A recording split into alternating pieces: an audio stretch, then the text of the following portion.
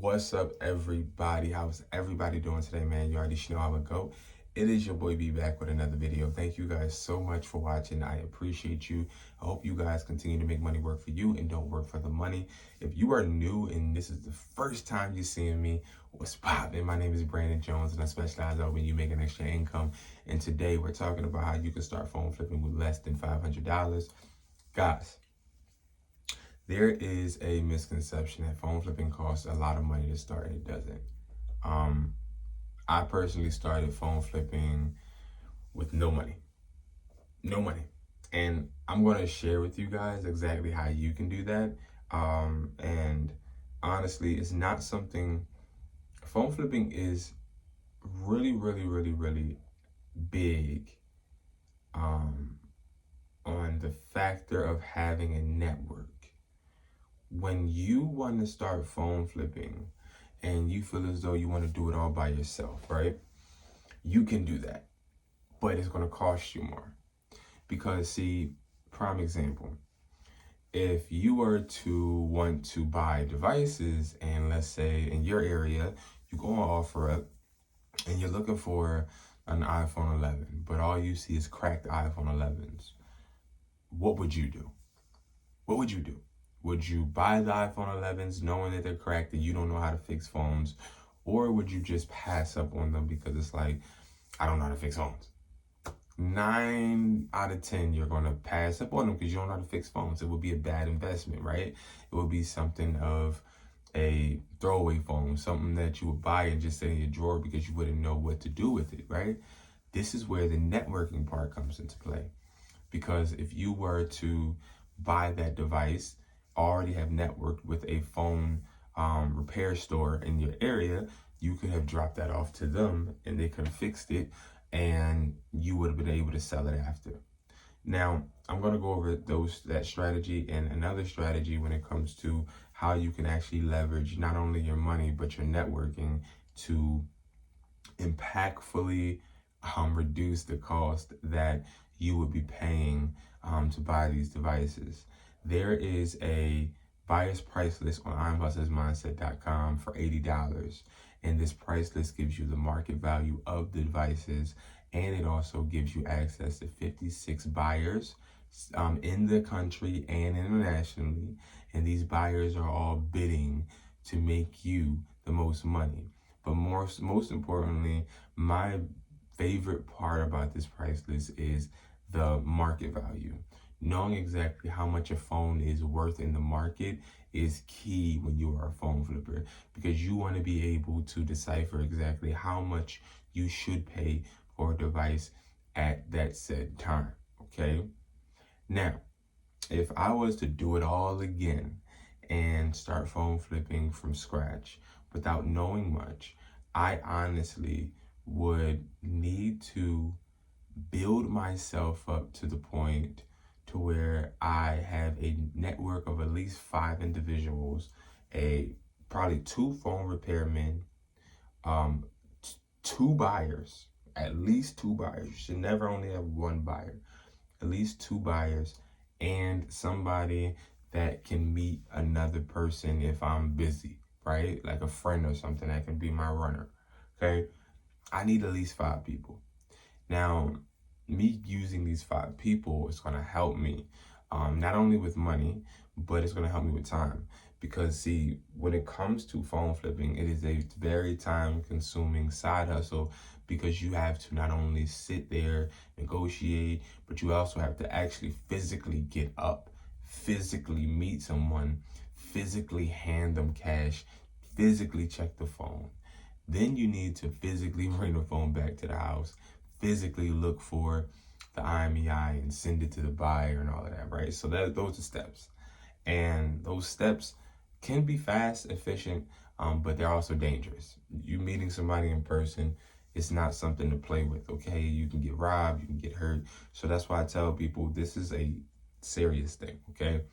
So when it comes to you, I would have those 5 people and I wouldn't use my money.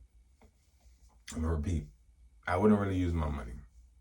What I would do is I would find a buyer and I would, and this is if I didn't have any money, I would find a buyer like me, prime example, because people do this with me.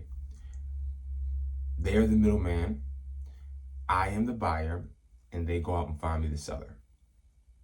So they go out and find me a seller of an iPhone 15. Usually what they do is this. They go on OfferUp, they go look for a 15. They find a 15 that is worth, let's say the person wants 500, they negotiate this person down to 350. They then hit me up and say, hey, I got an iPhone 15 for 350. Okay, I'm with it. All right, cool. I'm gonna set up a meetup point in time for you to meet up with this person, and just what could you shave me off on the top? And I usually give them $50. So usually what it is okay, I'm only paying 400 for the iPhone 15. Okay, cool. What they'll do is they'll go and they'll say, okay, hey, seller, I only can pay you 350. Like they make sure that they have their profit margin already made by literally utilizing the price list. And that is a really, really good way to start with the money. It's sort of kind of like being a middleman to actually help people find leads. That is the way you want to start. If you don't have any money to phone flip and you don't even have any source of income and you're just in a crib, or you have a car and you're not doing anything, you got a phone, that's what I would do. Now, let's talk on a serious note about if you had like $300. If I had $300 or even $100, the way I would start phone flipping is I would first go to OfferUp. I would type in iPhone. I would type in cracked iPhone. I would type in blacklisted iPhone. I would type in these categories because these categories are categories that are automatically deducted because there's something wrong with the phone. Like, obviously, right? A blacklisted phone won't be sold like a regular normal device. A cracked device won't be sold for the same price as a non-cracked device, excuse me. So like, I look and use keywords to find problems with devices, and in my area, there always is something. Like there's always a cracked phone, a blacklisted phone, a blacklisted Apple Watch. So we buy those on the price list as well. So what I would do is, if you were to have a blacklisted iPhone 15, you're getting around like $200. But a seller doesn't know that. I'm going to approach it like, hey, Mr. Seller, number one, I know nobody's going to buy it from him. Very few.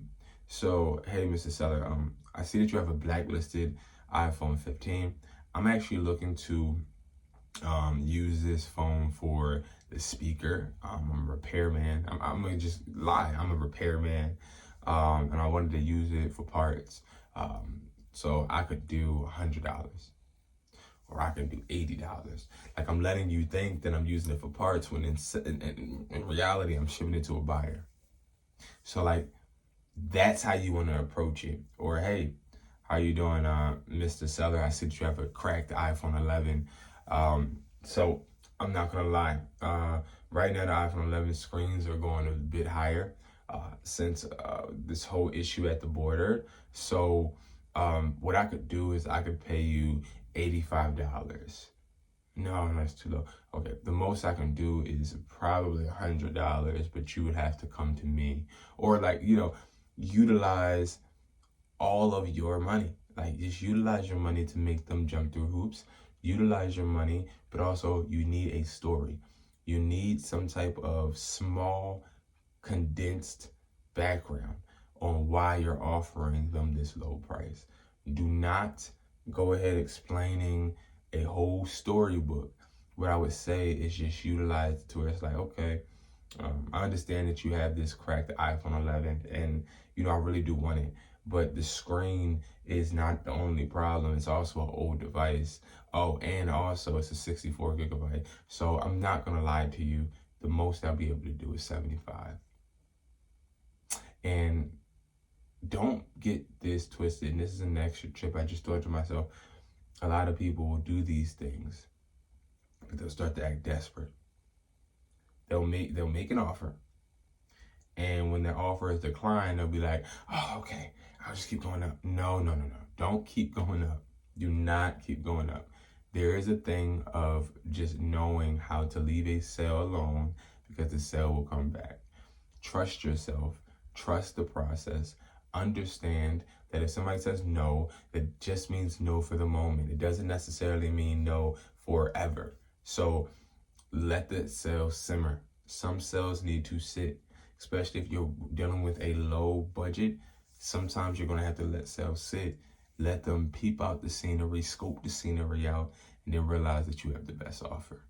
And that's how you can start selling and buying phones for less than $500. It's not hard. You can do this for less than $500. $500, if you start with $500, that's not a good amount of money to start with. Typical people, they start with like $100 to $350. And if you're trying to start with no money, you're going to have to be a runner, and runners are needed. And it's nothing wrong with being a runner. You just got to be trustworthy. You also have to make sure you establish a connection with that buyer so that buyer trusts you, and just always maintain a really, really good form of communication. Okay, and you'll be fine. All right, guys. Thank you so much for watching. I appreciate you guys, and I'll see you guys in the next video. Peace.